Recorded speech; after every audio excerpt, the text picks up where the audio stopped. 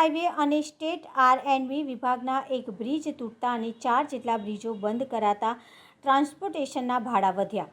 છોટાઉદેપુર ખાતે આવેલા ડોલોમાઇટ ઉદ્યોગની ફેક્ટરીમાં ખાણમાંથી લવાતા પથ્થરોના ભાવની રોયલ્ટીમાં વધારો કરાતા પથ્થરોના ભાવ વધી જતા 10,000 મજૂરોની રોજગારી છીનવાઈ તેવી પરિસ્થિતિ. ટ્રાન્સપોર્ટ ઉદ્યોગને પણ ટ્રકો ના ભરાતા ભારે મંદીની અસર. છોટાઉદેપુર ખાતે ડોલોમાઇટ પાવડર બનાવવાની 100 જેટલી ફેક્ટરી આવેલી છે અને ડોલોમાઇટનો પાવડર સમગ્ર રાજ્યમાં જાય છે અને આ પાવડરથી અલગ અલગ વસ્તુઓ બને છે. જ્યારે પાવી જેતપુરનો ભારજ બ્રિજ અને ડાયવર્ઝન ધોવાઈ ગયો છે તેમજ બોડેલી ઓરસંગ બ્રિજ બંધ થઈ ગયો છે. બોડેલી પાસે મેડિયા બ્રિજ બંધ થઈ ગયો છે. કંદવાલ પાસે બ્રિજ બંધ થઈ ગયો છે, જેના કારણે હાલ તમામ ભારદારી વાહન ચાલકોને વડોદરાથી ડભોઈ, દેવલિયા, નસવાડી થઈને એક જ માર્ગ છોટાઉદેપુર જવાનો બચ્યો છે, જેમાં 60 કિલોમીટરની અંતર વધી જાય છે, જેના કારણે એક ટને 100 રૂપિયાનો વધારો ભાડામાં વધી ગયો છે. તેમજ રોયલ્ટીમાં સરકારે ભાવ વધારો ઝીકતા ખાનમાંથી પથ્થરો આવતા હતા તે મોંઘા બની ગયા છે અને હાલ બજારોમાં ડોલોમાઇટ પાવડરના ભાવમાં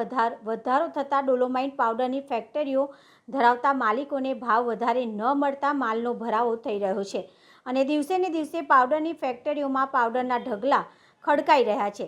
ગમે ત્યારે આ ફેક્ટરીઓને તાળા વાગી જશે તેવી નોબત આવી ગઈ છે. જ્યારે ટ્રાન્સપોર્ટ મોંઘું થતાં હાલ તો ફેક્ટરીઓમાંથી માલનો ઉપાડ થતો નથી અને માલનો ભરાવો થઈ રહ્યો છે. છોટાઉદેપુરમાં ડોલોમાઇટ ઉદ્યોગ મરણ પથારીએ પહોંચી ગયો છે. હાલ ટ્રાન્સપોર્ટ એસોસિએશન દ્વારા ભાડા વધારી દેતા ડોલોમાઇટ ઉદ્યોગ મુશ્કેલીમાં મુકાયો છે. સરકારના વાકે હાલ તો 10,000 મજૂરો બેકાર બને તેવી સ્થિતિ છે. અત્યારે આ પુલ તૂટવાના કારણે ઘણી બધી ગાડીઓ છોટાઉદેપુર આવતી અટકી ગઈ છે, કેમ કે બંને બ્રિજ તૂટવાથી અને ડાયવર્ઝન તૂટવાથી ગાડીઓ આખો ફેરો ફરીને બોડેલીથી કવાંટ થઈને આવવું પડે. 60 થી 70 કિલોમીટરનો ફેરો પડે. અત્યારે મંદીનો માહોલ છે છોટાઉદેપુરમાં. ડોલોમાઇટ ઉદ્યોગ ઠપ છે, બહારથી ગાડીઓ આવતી નથી અને બહારથી ગાડીઓ આવે તો ભાડા વધારે માંગે. હવે ભાડા અત્યારે અહીંથી વધે એવું શક્યતા નથી. રોડ તૂટેલા છે એટલે અત્યારે ધંધો બહુ મંદ ગતિએ ચાલે છે છોટાઉદેપુરનો, કેમ કે બહારથી ગાડી ના આવવાથી ધંધાને ડોલોમાઇટને બહુ નુકસાન છે. કેમ કે ગુજરાત, મહારાષ્ટ્ર, કર્ણાટક, આંધ્ર બધી જગ્યાએ છોટાઉદેપુરનો માલ જાય છે.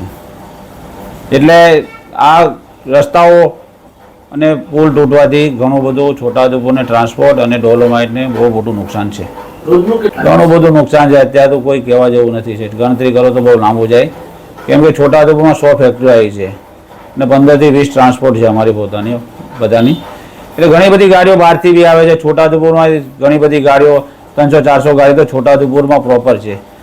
એ બી બધા આ રોડ રસ્તાને લીધે કંટાળી ગયા. શું કરવાનું? 65 થી 70 કિલોમીટર ફરીને જાય ગાડી, કેમ કે પહેલાં છોટાઉદેપુરથી જેતપુર, બોડેલી ચાલતો એ રસ્તો હતો તો ગાડીઓ આવતી હતી. અત્યારે ફેરો ફરીને આવવો પડે, રસ્તો ખરાબ છે, બધી ઘણી ગાડીઓમાં બહુ નુકસાન થાય છે.